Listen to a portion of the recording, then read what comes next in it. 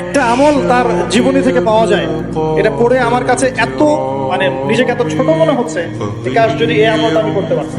বলে দিব, চেষ্টা করছি যে করার, আপনারাও করার চেষ্টা করুন। উসমান রাদিয়াল্লাহু আনহু ধনী ছিলেন কিনা, নবীর কাছে গিয়ে বলছেন যে আমার ধন সম্পদ বেশি পাচ্ছে, ইয়া রাসূলুল্লাহ আপনি সম্পদ একটু কমানোর দোয়া করেন তো আমার জন্য। চিন্তা করা যায় মানুষে এমন দোয়া কেউ করবে এই যুগে? নবী সাল্লাল্লাহু আলাইহি ওয়াসাল্লাম বললেন তুমি উটের পিঠে, গাধার পিঠে খাওয়া দাওয়া করো, ঠিক আছে, খাওয়া দাওয়া করো। তিনি খাওয়া দাওয়া করেন।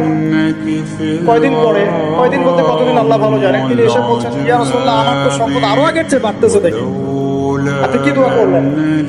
সম্পদ আরো বাড়া শুরু করেছে। তখন তিনি বলছেন যে তুমি যখন খাও তখন তোমার হাত থেকে যদি খাবার পড়ে যায় তুমি কি করো? তখন তিনি বলেছেন আমি আমার হাত থেকে খাবার যদি পড়ে যায়, একটা দানাও যদি পড়ে যায়, আমি ওদের পিঠ থেকে নেমে সেই খাবারটাকে তুলে পরিষ্কার করে তারপর। উসমান রাদিয়াল্লাহু আনহু এত ধনী মানুষ, তিনি প্রতি বেলায় 100 মানুষকে খাওয়াতে পারেন, কোনো সমস্যা নেই। তিনি একাই তাবুকের যুদ্ধে 30,000 সৈন্যের দায়িত্ব নিয়েছেন। 30,000 সৈন্য 3 মাস যাবে, যাত্রা বিরতি করবে, খাবে দাবে, তাদের ঘোড়া অস্ত্রশস্ত্র সব দায়িত্ব একজন ব্যক্তি বহন করেছেন, ওসমান রাদিয়াল্লাহু আনহু।